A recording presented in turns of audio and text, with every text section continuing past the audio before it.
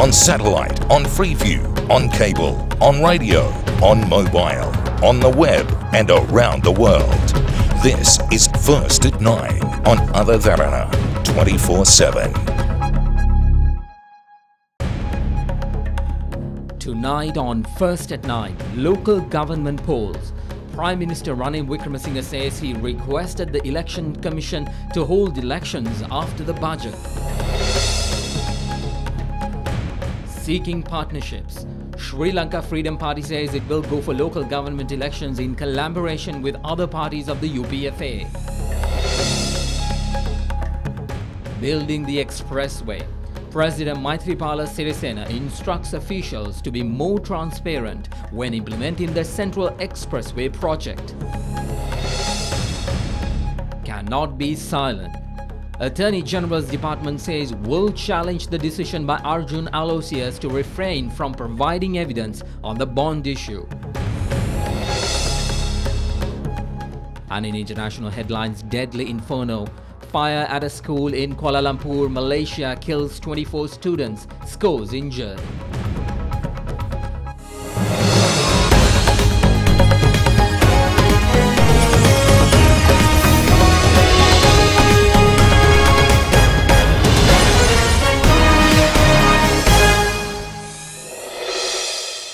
Good evening to all our viewers across Sri Lanka. Thank you for being here with us tonight. I'm Mahesh Johnny. Our First at 9 broadcast begins at the Temple Trees, where the Prime Minister spoke on the local government elections. Prime Minister Ranil Wickremesinghe says a request is being made from the Chairman of the Elections Commission to hold local government elections once the budget reading and other parliamentary proceedings are concluded in December this year. He made the remark at an event held at the Temple Trees today. The event to hand over appointment letters to Gram Seva officers, development officers and marriage registrars in the Colombo district was held under the patronage of Prime Minister Ranil Wickremesinghe today. 52% of the country's population is women. We are going to create the post of development assistant within my ministry focusing women. There will be at least 25% of women representation in the Pradesh Sabha elections. Once the elections are done, we will check whether there is a problem with women representation. We will follow the same procedure during the local government elections as well. These procedures will be implemented in January because when party leaders met with the chairman of the Elections Commission recently, we requested him to hold the local government elections once the budget and other parliamentary proceedings are concluded in December.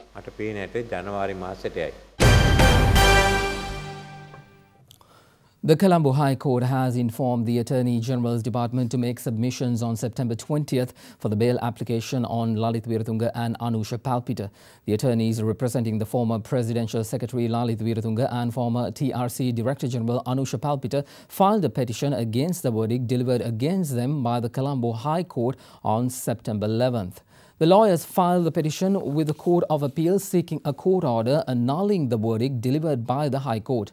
Weerathunga and Palpita were found guilty on September 7th and sentenced to 3 years rigorous imprisonment in connection with the silk cloth case. The two were accused on 3 counts of committing a criminal misappropriation of funds of TRC amounting to 600 million rupees on silk clothes. State Minister of Public Enterprise Development Lakshman Yapa Abewardena today revealed Sri Lanka Freedom Party's decision to contest in the upcoming local government elections in collaboration with other parties of the UPFA.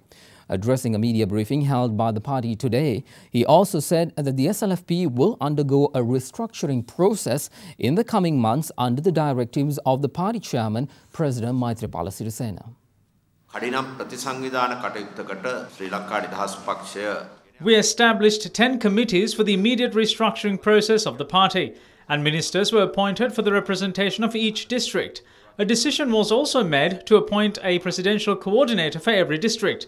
President gave directives to hold progress review meetings on a monthly basis. He also said, as the party's chairman, he would participate in every important meeting with regard to the restructuring process. Responding to questions raised by journalists, State Minister Abeyewardena then revealed SLFP's stand on the verdict against former Secretary to the President Lalith Weerathunga with regard to the silk cloth issue. As the SLFP, we are on a common stance. I don't see Lalith Weerathunga being accused of stealing. අධිකරණ තීන්දුව තියෙන්නේ වෙන කාරණයක් සම්බන්ධයි. වංචාවක් රාජ්‍ය මුදල් වංචා කරා කියලා නෙමෙයි තියෙන්නේ. අපේ අර ඒක ඉතින් අර්ථකථනයක අපි උසාවියේ තීන්දුවත් එක්ක අපි You can give different interpretations, but we won't talk about the verdict given by the court. An appeal has been submitted and now he's also been asked to submit a bail application. The court proceedings will carry on. I, however, can't discuss the matter. කතා කරන්න අමාරුයි. එල්ල වෙලා නැහැ නේ. ඒවත් ඉන්න අඩු යන්න එපා කවුරු හරි. එතුමාගේ ඇයි එතුමා ගැන කතා කරන්නේ? එතුමා විත්තිකාරයෙක් නොකර අපි කතා කරන්නේ මොකටද මේකට? කවුරු හරි එතුමා විත්තිකාරයෙක් කළා නෑනේ.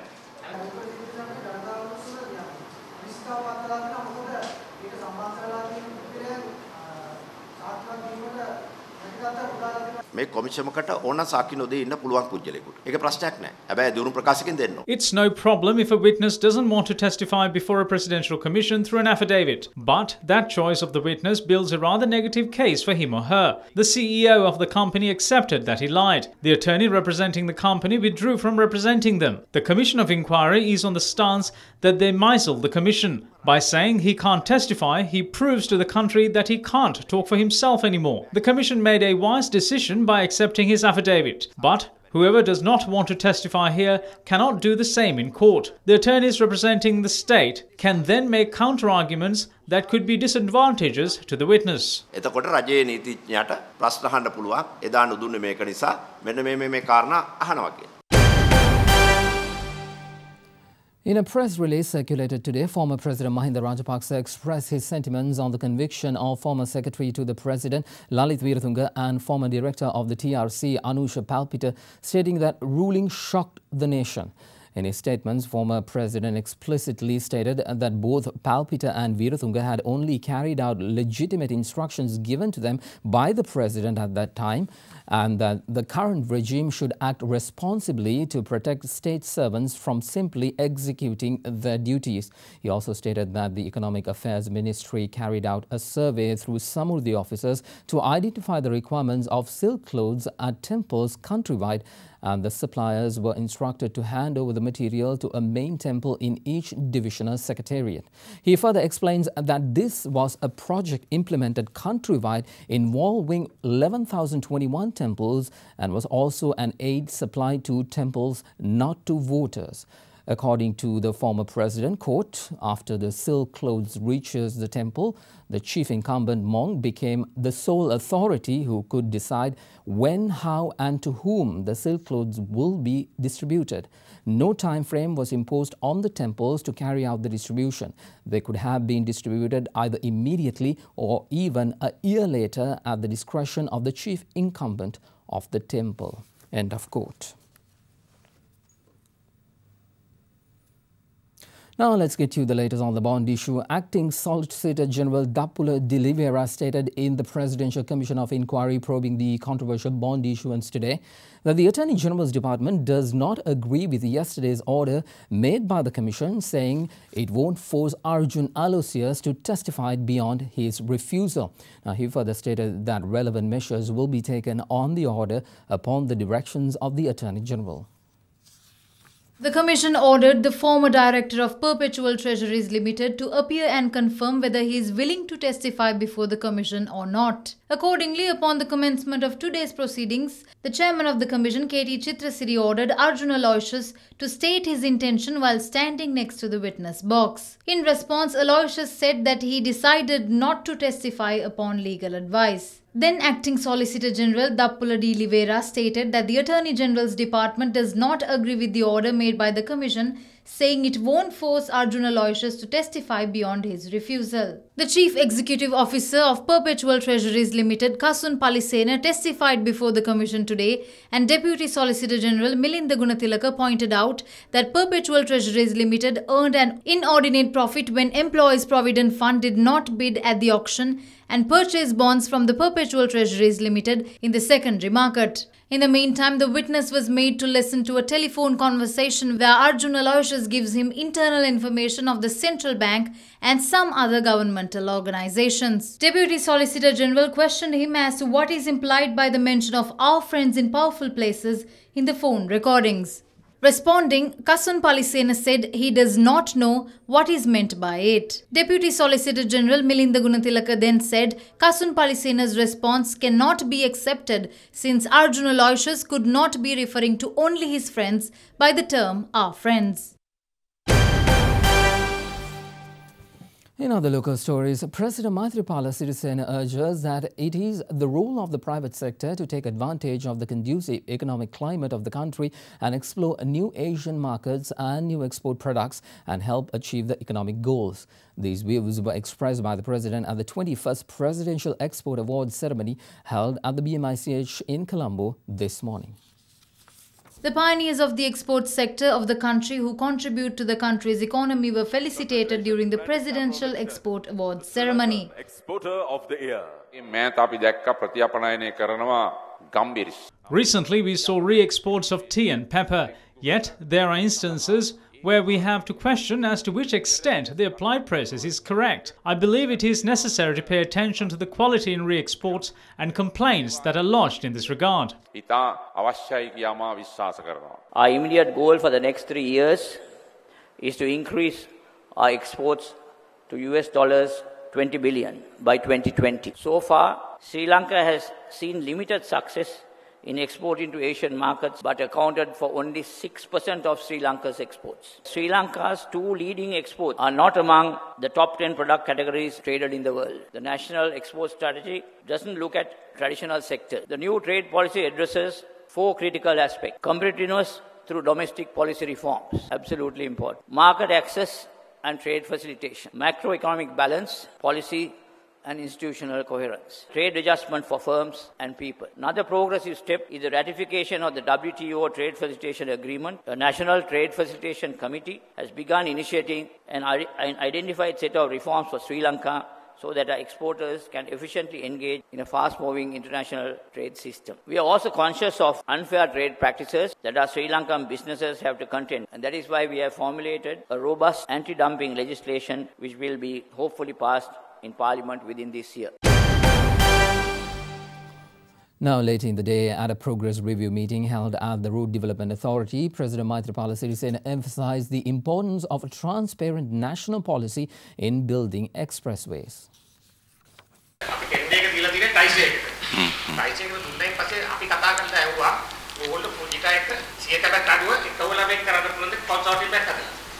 ටෙන්ඩර් කමිටි එකෙන් ෆුජිට රිජෙක්ට් වුණා සර්. දැන් මේ රිජෙක්ට් වෙච්ච සමාගමක් අපි ටෙන්ඩර් එකේ බෝඩ් කරන්නේ ටයිසර්. ෆුජිට සර් ඒක රිජෙක්ට් වුණානේ සර් ටෙන්ඩර් එකෙන්. ඒගොල්ලොත් එක කොන්සෝර්ටියම් එක ගහන එක මම ඒක සුදුසු නැහැ සර්. එතනයි ප්‍රශ්න. ඒගොල්ලෝ රිජෙක්ට් වුණා ටෙන්ඩර්. රිජෙක්ට් කට්ටියක් නේ සර්. ඒගොල්ලෝ කඩවල ඇහුවා. ඒගොල්ලෝ කැමැත්තෙන් අපි බල කරන්නේ නැහැ. ඕගොල්ලෝ කැමැත්තෙන් කොන්සෝර්ටියම් එකක් හදන්න කැමතිද? එතකොට දැන් තියෙන ප්‍රශ්නේ මේ 25 බිලියන් අඩු කරගත්ත එක නෙවෙයි. අපේ එක්ස්පර්ට්ස්ලා ඔක්කොම එකතු වෙලා රිජෙක්ට් කරපු කම්පැනියක් එක්ක කොන්සෝර්ටියම් එකක් ගහන්න එක මේක පොඩි අශෝභන වැඩක් පේන්න තියෙනවා. ඒක කන්සල්ටන්ට් කියන්නේ මේ ලංකාවේ අපේ ඉංජිනේරුන්ට 1,50,000 අරගොල්ලන්ට 1,50,000ක් දෙනවයි කියලා. හැම අධිවේගී මාර්ග ව්‍යාපෘතියකටම විදේශ කන්සල්ටන්ට්ලා තමයි කටයුතු කරලා තියෙන්නේ. අපේ ඉංජිනේරු මහතුරුන්ගේ හිතේ අමාරුවක් ඇති වෙන එක සාධාරණයිනේ. ඇයි RDA එක එක්කෝ ප්‍රෙස් එකක් තියලා එහෙම නැත්නම් ඒ අයට ඔක්කොටම එන්න කියලා විවෘතවයි කතා කරන්නේ නැත්තේ. ඒක තමයි මම කියන්නේ ට්‍රාන්ස්පරන්සි මේ විනිවිදභාවය. You are watching Sri Lanka's award-winning news channel, Derana 24/7. Progresses the Sri Lankan government has made in advancing human rights, labour and environmental standards drew praise from the European Union yesterday.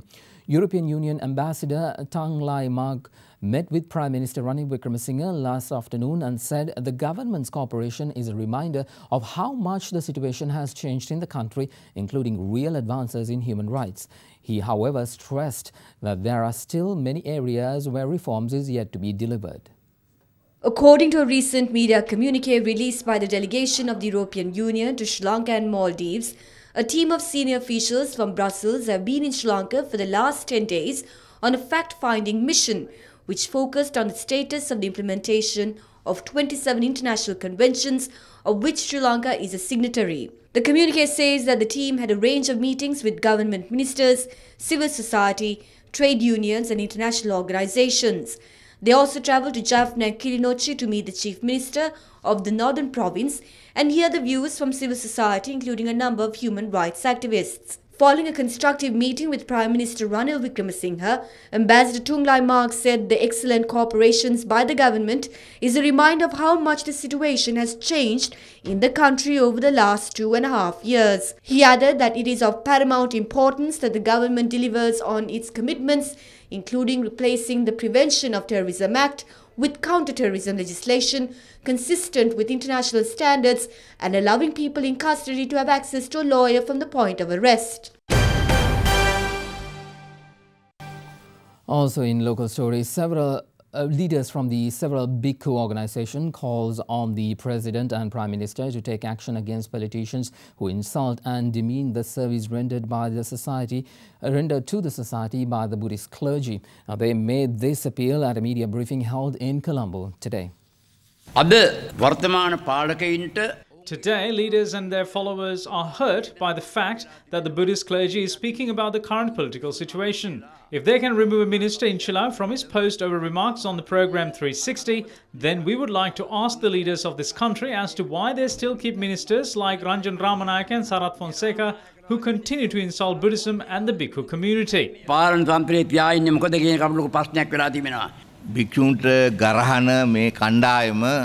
This group of politicians who are insulting the Buddhist clergy must think we are fools because of our patience. If they are real Buddhist leaders, then the President and the Prime Minister should have the ability to tell those ministers who are insulting us to not make such statements. They are not even doing that. Meanwhile, speaking at the 55th birthday of Father Sarath Hettiarachchi yesterday, Chairman of the Interreligious Organization for National Unity, Professor Kamburugamuwa Vajirathera said that leaders of the country and the Buddhist clergy has a role to guide and advise politicians as well as the society.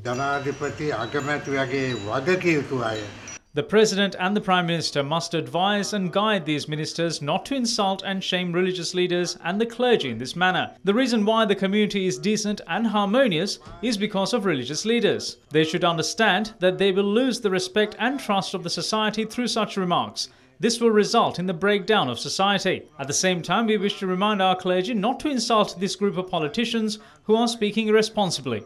It is not good to fight back. Our monks should practice tolerance. Advise them because we need to protect our society.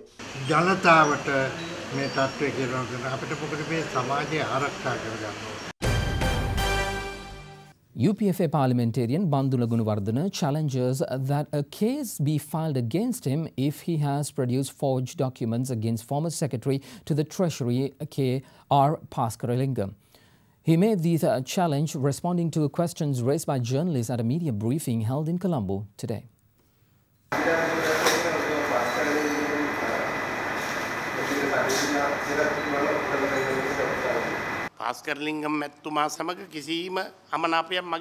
I don't have a dislike towards Paskaralingam. In this case, the one who approved the voucher is the same person who signed it as a witness. If I'm showing false or forged documents, a case can be filed against me. In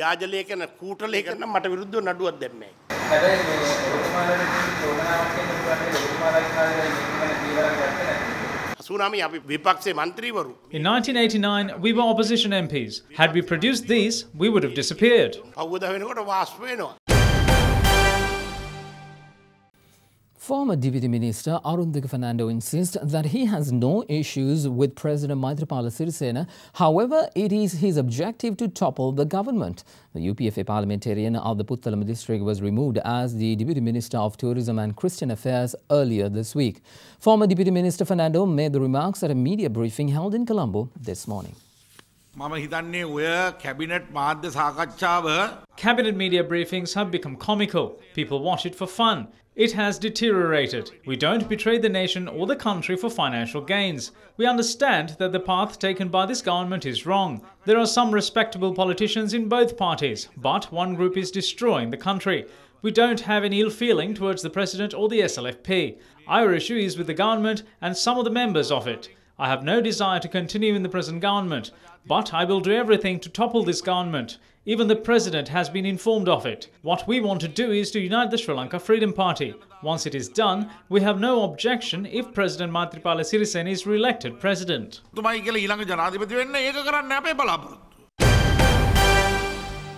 are watching Sri Lanka's #1 news channel, Other Derana 24/7.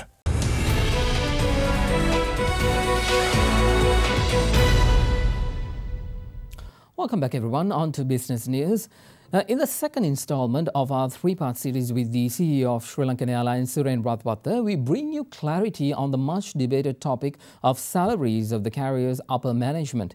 In an exclusive interview with First at Nine's Katharina Chang, Rathwatta said 13% of the airliner's cost is incurred by salaries. One of the strategies that you are using is making this a regional hub as Sri Lankan Airlines. So that is where you are structured yourself. How is this exactly going to work out, and how did this come about, and why did you go for that approach? The primary reason this came about is frankly the competition from the Middle Eastern airlines. As you would have noticed, the European airlines no longer fly to Sri Lanka because the competition from the Middle Eastern airlines is far too intense. So our profitable routes are all in this region, and we want to concentrate on those. Concentrate on our strengths, which is very strong brand loyalty in this region, a very good regional hub and geographical location, an excellent reputation for customer service. We want to use that and concentrate on this area before it's too late. Because just as the Gulf carriers have grown exponentially and managed to put so much capacity on the Europe to Asia routes that we can no longer compete with them, if we don't capitalize on the regional routes, we will find that new competition will come in. You mentioned about, taking operationally, about getting the suitable, necessary OKs from the government sector in order to implement certain projects that the Sri Lankan Airlines would have in mind. And it's actually putting a lot of pressure in terms of taking decision making. Aviation is a fast-moving business. The management team have to be able to make decisions as they occur in order to capitalize on the markets. And particularly on big ticket items like aircraft, when we are offered an aircraft that is suitable for us, we at the most have four to 6 weeks to decide on that aircraft. Unfortunately, the approval process takes 6 months. So it means that I cannot acquire any new aircraft. Certain media reports spoke about the billions of losses that the airline has been experiencing, and one of the issues that were brought up is actually the salaries that are given to the upper management, putting a lot of pressure on further gathering up the loss. Remember, we are working in an industry that is possibly the highest revenue earner in this country. This financial year, Sri Lankan Airlines is on stream to have revenues of approximately $900 million. That's a lot of money, essentially. And generally, the chief officer's compensation is a function of revenue. So when you look at it from that point of view, actually the cost of the chief officers of this company, there's only 4 of us, are relatively low. Yes, we do have a cost problem. Salaries and staff costs account for 17% of our revenue, which is too great. We need to bring that down to a more manageable 13 or so %. But in order to do that, we have to do some significant restructuring. And you'll find in that 17%, the so-called inflated salaries of the chief officers is a very, very small portion. I could tell you where the salaries actually go, but that's divulging confidential information, and I'm not comfortable doing that. Meanwhile, State Minister of Public Enterprise Development Lakshman Yapa Abewardhana also spoke on the prospects of Sri Lankan Airlines today. Sri Lankan Airlines is part of our national identity, and that is why it is necessary to have a national airline. If we look at it holistically, comparing to the amount we have invested into the airline, we have incurred 4.8% in losses, which is about 12 billion rupees last year. One of the reasons is that we have not had any other avenues of income. Fuel is being provided according to an agreement penned during the previous government. If we are provided a fuel concession from the Ceylon Petroleum Corporation, we can then have other airlines obtain fuel from here, which will further reduce our cost. වියදමත් අඩු වෙනවා. එතකොට අපිට මේක යම් ප්‍රමාණයක අඩුවෙන් යන්න පුළුවන්. Diversified conglomerate Haleys plc, continuing with its buying spree yesterday, struck a mega deal to acquire a 71% stake in leading consumer durables retailer Singer Sri Lanka plc in a whopping 12.5 billion rupee deal. Haleys yesterday said it entered into an agreement with retail holding Sri Lanka BV to purchase its 231.8 million shares, constituting to 61.73% in SSL by itself and its nominee at a price of 47 rupees per share. The trading of shares of SSL and Haleys on the Colombo bourse was halted yesterday, pending announcement from the two companies. Meanwhile, the Haleys Group in its stock exchange filing did not mention how it would fund the acquisition. Let's take you to the stock market now. Sri Lankan shares ended at more than a one-week closing high today, helped by gains in beverages and diversified shares, even as investors adopted a wait-and-watch approach to assess the impact of a new tax bill. Let's get the full story. For that, let's cross over to Imeshi Fernando from the Colombo Stock Exchange. The market capitalization at the end of the day was 2,893.93 billion rupees. Today's foreign purchases were 118.41 million rupees and foreign sales were 48.64 million rupees. There was one cross-in today and the cross-in turnover was 26.86 million rupees.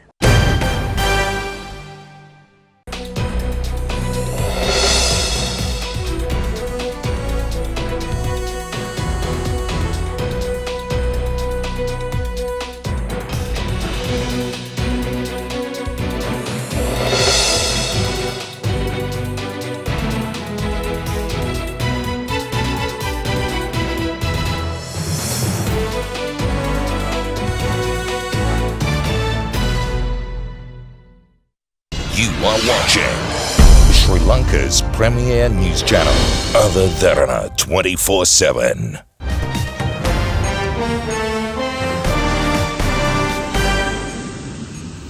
Welcome back everyone. On to international news. At least 24 students were killed in Kuala Lumpur, Malaysia after a fire broke out at a religious school this morning. The fire is suspected to have originated in a dorm room. International media say the fire blazed into the third floor of the building, trapping victims in the dormitory. The officials suspect an electrical short circuit may have caused the fire. The victims were 22 male students of ages from 13 to 17 and 2 staff members. Fire officials said that the building was surrounded by metal grills which could not be opened from the inside. Ikut tingkap. Kita orang tarik grill, buka tingkap, ikut pipe. Grill tu sentap lah. Lepas tu tak fikir apa dah. In other international stories, UN Secretary General Antonio Guterres stated that the Rohingya crisis in Myanmar should be strongly condemned and urges the government to end violence against the Rohingya Muslim community. He made this statement at the UN Security Council meeting held yesterday, addressing allegations of ethnic cleansing. Given the situation has got so much worse in the last week, do you believe this is ethnic cleansing? When 1/3 of the Rohingya population had to flee the country, can you find a better word to describe it? The humanitarian situation is catastrophic. I have condemned the attacks made by the Arakan Rohingya Salvation Army. Meanwhile, as reported by government officials, leader Aung San Suu Kyi will not attend the UN General Assembly next week. However, the leader will address the nation on TV on the 19th of September, the day the General Assembly meets. You are watching Sri Lanka's trusted news brand, Other Derana 24/7.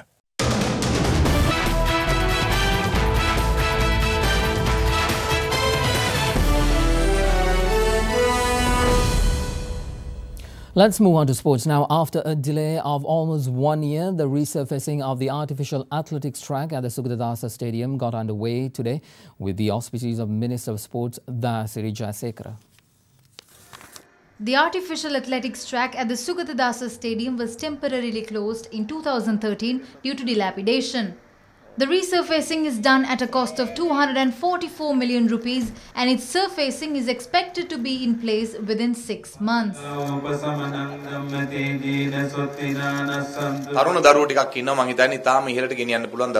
There are young children with much potential. We are now in the process of strengthening them. We are forging ahead with many hopes for the 2018 Asian Games. Sooner we will be able to take the process forward to strengthen athletics and other sports. Then we will also be able to develop cricket, and these facilities have become a priority in developing other sports as well.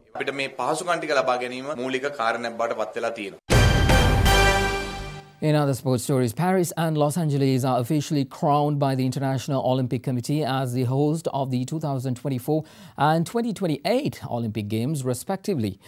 Both cities has wanted to host the 2024 events before Los Angeles agreed to wait an extra 4 years after the IOC made guarantees on funding. The Paris Games, which has fallen short with bids for the 2008 and 2012, will stage the event 100 years after its last Olympic hosting.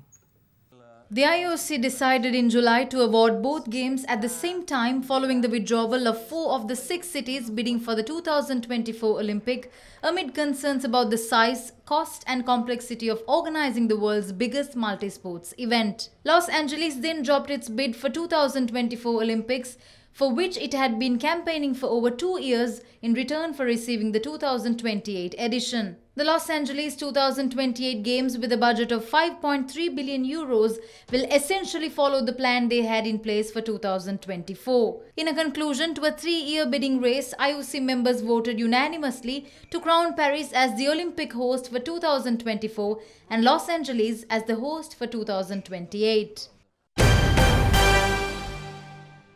Here is Shanela Fernando with tomorrow's weather.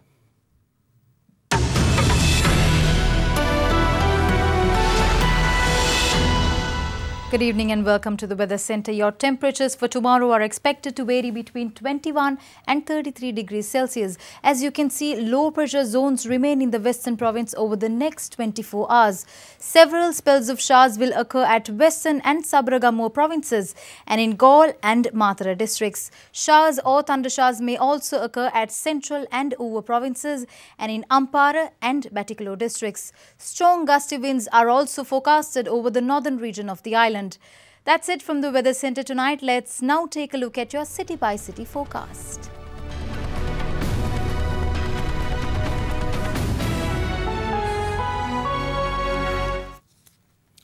And that is a part of your world tonight right here on Other Derana 24/7. And we certainly appreciate you spending part of your evening here with us on First at 9. As usual, we will return tomorrow at the same time. Do join us then. Before we wrap things up for tonight, we'd like to take you to one of our 2 marine national parks in the country, the Pigeon Island National Park, situated off the coast of Nilaweri. Covering an area of more than 471 hectares, the national park contains some of the best coral reefs in Sri Lanka. Thank you for joining us. Good night.